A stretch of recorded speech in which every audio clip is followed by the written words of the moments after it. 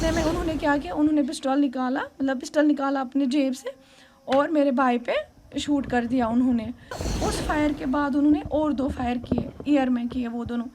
और मैंने देखा कि मेरा जो भाई है उसको यहाँ गर्दन पे गोली लगी हुई थी उसको गर्दन पे, क्योंकि मैं चेक कर रही थी कहाँ गोली लगी हुई है। फिर जाती हूँ हेल्प मांगने, फिर दोबारा से आ जाती हूँ उसको चेक करने के लिए, फिर दोबारा से जाती हूँ, कोई आ ही नहीं रहा था वहाँ से।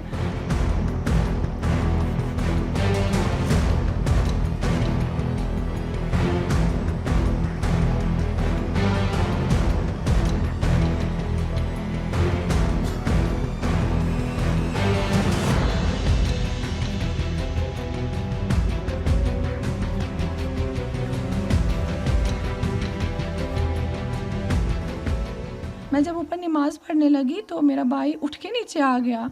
मामा को पहले बोलने लगा मुझे खाना दो।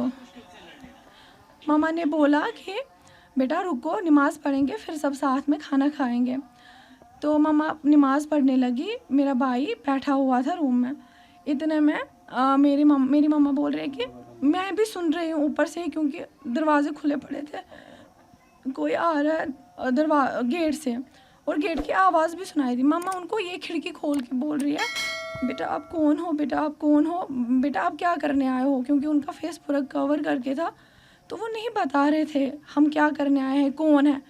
और मेरी मम्मा उनको देख ही रही है तो वो मेन दरवाजे तक पहुंच गए जहाँ से अंदर आने का रास्ता है। उन्होंने जब उसको पकड़ा, अब बस खोलने की बारी थी, तो मेरी मम्मा ज़ोर से चिल्लाने लगी चोर आ गए, चोर आ गए, चोर आ गए ऐसे। तो वो वहाँ से वापस मुड़ के बोल रहे हैं कि अच्छन चूर क्या, ऐसे बोला उन्होंने, अच्छन चूर के कश्मीरी में बोल रहे थे। तो अंदर से मेरा भाई जो है वो मम्मा की आवाज़ें सुन के दरवाजे के पास चला गया। और उसने क्या किया, जब उसने वहाँ पे 2 लड़के देखा वो पकड़ने लगा, एक ही ऑब्वियस एक को ही पकड़ पाता, वो एक को पकड़ने लगा। तो मैं जब पीछे से आई, मैं अपने भाई को पकड़ रही हूँ कि इसको छोड़ दे जाने दे। और जो मेरी मम्मा है वो गेट तक चली गई है, वो क्या कर रही है, वो वहाँ से चिल्ला रही है हमें हेल्प करने के लिए आ जाओ, ऐसे कोई चोर आए हुए हैं, हमें हेल्प करने के लिए आ जाओ। तो उस टाइम पे मेरा भाई उनको इसलिए पकड़ के था कि शायद कोई आएगा, लड़के आएंगे मोहल्ले के और हम चोरों को पकड़ लेंगे अच्छे से। और जिस लड़के को मेरा भाई पकड़ के था वो ऐसे मतलब मार भी रहा था, पता नहीं अपने आप को प्रोटेक्ट करने के लिए मार, लेकिन वो मुझे लग रही थी वहाँ पे। तो उन्होंने क्या किया, जो दूसरा वाला स्टैंड था वहाँ पे उसने काम किया, वो मेरे भाई को मतलब ऐसे धक्के दे रहा था प्रोटेक्ट करने के लिए उस वाले बंदे को। तो इतने में उन्होंने क्या किया, उन्होंने पिस्टल निकाला अपने जेब से और मेरे भाई पे शूट कर दिया उन्होंने। तो इतने में ये भागने लगे ज़ोर से, मैं इनके पीछे देख रही हूँ कि ये भाग रहे हैं। उन्होंने पहले गेट खोल के ही रखा हुआ था, मैं देख रही हूँ कि ये भाग रहे हैं। तो उनके पीछे बैग जो 2 थे, छोटे छोटे, बड़े नहीं थे बट वो शोल्डर वाले 2 बैग्स थे उनके पास। और बात ये हुई कि मैं अपने भाई को ऐसे खून में लथपथ देख रही हूँ और मैं चिल्ला रही हूँ कि हमें कोई हेल्प करने आ जाओ। और उन्होंने उस फायर के बाद उन्होंने और 2 फायर किए, ईयर में किए वो दोनों। उससे क्या हो गया कि जो हमारे यहाँ से नेबर्स हैं या गांव के लोग हैं उनमें दहशत फैल गया कि बाहर गोलियां चल रही है, ताकि कोई हेल्प करने के लिए ना, और आया भी नहीं उस टाइम कोई, क्योंकि हर किसी को अपनी अपनी ज़िंदगी बहुत प्यारी होती है, नहीं आया कोई। बहुत टाइम के बाद क्या हुआ कि मैं कभी अपने भाई के पास आ रही हूँ, उसकी सांसें चेक कर रही हूँ चल रही है कि नहीं, फिर जाती हूँ हेल्प मांगने, फिर दोबारा से आ जाती हूँ उसको चेक करने के लिए, फिर दोबारा से जाती हूँ, कोई आ ही नहीं रहा था वहाँ से। और मैंने देखा कि मेरा जो भाई है उसको यहाँ गर्दन पे गोली लगी हुई थी उसको गर्दन पे, क्योंकि मैं चेक कर रही थी कहाँ गोली लगी हुई है। इतने में क्या हुआ, मैं फिर से चली गई हेल्प मांगने। इतने में मैंने देखे लड़के आ रहे हैं हमारे नेबर्स, तो उन्होंने क्या किया काम, उन्होंने मेरे भाई को वहाँ से उठाया और लेके गए वहाँ तक जहाँ से गाड़ियाँ निकलती है, क्योंकि यहाँ मेरा बाप तो था नहीं, बड़ा भाई भी था नहीं, तो कोई नहीं, हमारे पास उस टाइम बाइक थी, हम नहीं निकाल सकते थे उनको कहीं।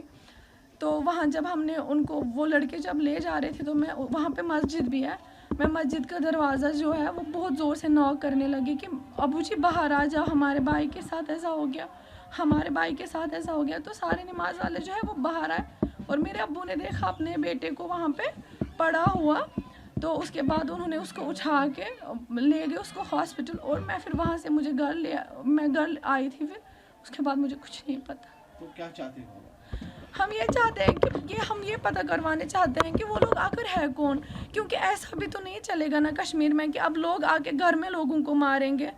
और ये बात तो पूरी पक्की है, क्योंकि उस टाइम जब ईशा की नमाज़ हो रही थी, मेरे अब्बू को बस कुछ ही मिनट हुए थे निकले हुए और उन लोगों ने एंट्री मारी। दैट मीन्स वो उस चीज़ को पहले से देख रहे थे कि मर्द लोग कब बाहर चले जाएंगे और हम डाका डालेंगे। और मैं ये श्योरिटी के साथ बोल सकती हूँ कि वो डाका डालने वाले थे, क्योंकि उससे पहले ही मेरी कैचमेंट हुई थी, जो कि कंसर्न फिर रहता है मतलब पूरे इलाके में कि अब सोना होगा, वो होगा, ये होगा, उस चीज़ को लेके।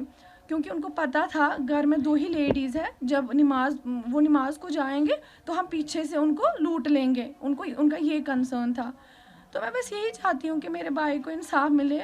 वो बेचारा बहुत छोटा था, 11th में पढ़ रहा था, और 2 दिन फिर वो सिकम्स में सोहरा में वो एडमिट था बेचारा, मतलब वेरी क्रिटिकल कंडीशन में।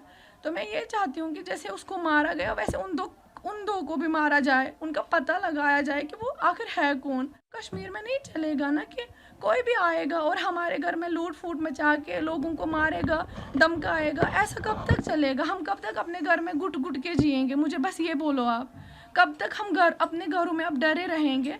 अपने घर में रहने से भी डरेंगे, क्योंकि तब से क्या हो गया है, हम किसी रूम में जाने से भी डरते हैं। बहुत डर लगता है कि हम अगर रूम में चले गए, क्या पता कोई हो वहाँ पे।